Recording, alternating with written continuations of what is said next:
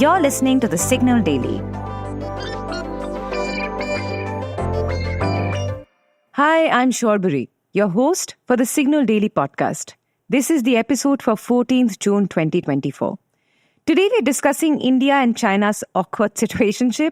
We're also talking about the contentious Agnipath scheme that was brought in 2 years back to revamp the recruital process for the Indian Army. Recently, it was reported that the Indian Army has conducted a survey to get a sense of what is ailing young Agniveers and what improvements can be made. Tune in to the full episode. Can't live with China, can't live without China. That's India's sweet predicament. If you recall, in 2020, in the aftermath of the deadly clashes between Indian and Chinese armies in Ladakh's Galwan Valley, India had banned hundreds of Chinese apps and cut back on business travel visas for Chinese nationals and also put out measures to block Chinese investment. Now, all these measures must have hurt Chinese businesses, but the sweet irony is that they also came to bite Indian businesses, particularly those in the manufacturing sector. Data suggests that nearly 60% of $100 billion worth Chinese imports to India comprise engineering and electronic items. But since the Indian government has been dragging its feet on approving visas for Chinese technicians, the imported Chinese machinery is sitting idle in manufacturing plants. Now, some companies tried their luck sending their technicians to China in a bid to get them trained in skills like installation of manufacturing lines. But this roundabout way also didn't work out, as China too has been dragging its feet on approving visa applications sent by Indian manufacturers. So, is this what it feels like to be stuck between a rock and a hard place? Anyway, the other organic way of sharing tech expertise between cross-border companies, which is opening a joint venture, was also largely not on the cards as India scrutinized every Chinese investment to the hilt. Now, if we zoom out, this ultimately leads to a purgatory of sorts. Indian businesses can't take advantage of low-cost Chinese tech. Developing domestic expertise takes time. And lacking both, the only way left is importing finished products. For example, India is critically dependent on Chinese imports for bulk drugs as common as paracetamol because most Indian manufacturers just don't have the required tech to scale up production in a cost-effective manner. Hence, manufacturers have been asking the government to loosen up a bit. But we've got some good news. At least 2 ministries, according to a report on the Indian Express, are pressing for easier visa norms for limited entry of Chinese professionals. The Department for Promotion of Industry and Internal Trade is also reportedly working on an SOP or Standard Operating Procedure for easier entry of select Chinese nationals, particularly those who are working for non-Chinese MNCs. The Economic Times also reports that the government will soon not shy away from green-lighting India-China joint ventures, as long as the Indian entity has the majority ownership. Well, sometimes it serves to indulge in repetition because as I had said at the start, India has a sweet predicament. Can't live with China, can't live without China. Isn't it starting to sound like two insufferable young adults in a messy situationship of sorts?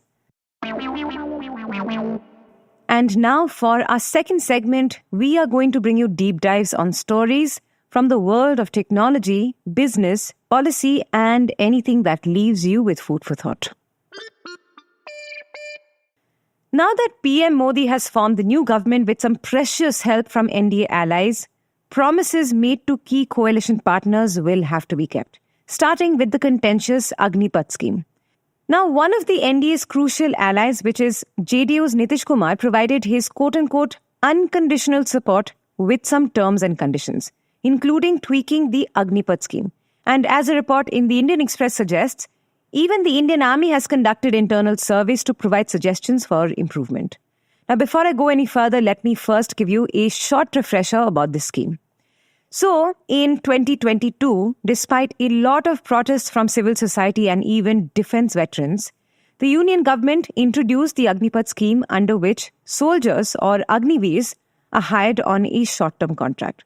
But only a quarter of them are inducted into the forces on permanent commission. Now, this was a major departure from the original hiring process where the army recruited young people under the Short Service Commission for an initial tenure of 10 years, which was extendable up to 14 years. Now, the Agnipath scheme was packaged as a quote-unquote transformative initiative that will provide a youthful profile to the armed forces. But the big worry was that what will young people do after 4 years of military service? Where will they find jobs?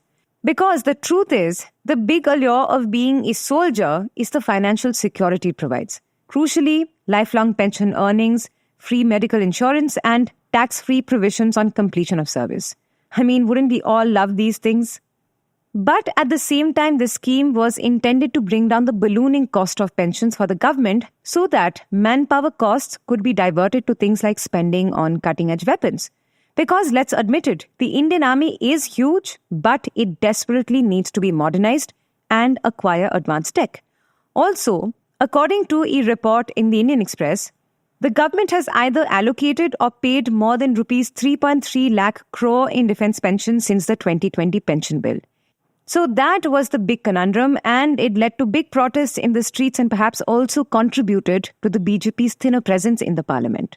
Now, coming back to the tweaks, the Indian Express report says that the feedback collated by the army has indicated a quote-unquote lack of cohesiveness and camaraderie among the young Agniveers and a tendency to compete. Because they're focusing more on how to be retained in the army now. Not exactly the kind of ethos that an army which swears by esprit de corps wants. But anyway, they're also mulling about increasing the overall service period to around 7 years from the current 4 years so that gratuity and ex-serviceman status could be granted to the soldier. Now, this was a big contentious point because at the end of the 4-year stint, Agniveers are entitled to a lump sum amount of rupees 11.17 lakhs only. Now, that's peanuts for putting your life on the line for your country, right? But with the feedback in, now the ball is going to be in the government's court. If you like listening to the Signal Daily, please show some support. Rate us and review us on Apple Podcasts and Spotify. We'd love to hear what you have to say about this podcast. So feel free to shoot an email at hello@thesignal.co. This episode was researched, written and produced by me, Shorbury, and Anup Senwal. Edited by Dinesh Narayanan. Mastered and mixed by Yash Hirve. You can catch this podcast every morning on Spotify, Apple, Amazon Prime Music, or wherever you listen to your podcasts. We are thesignal.co on Instagram, LinkedIn, and Twitter.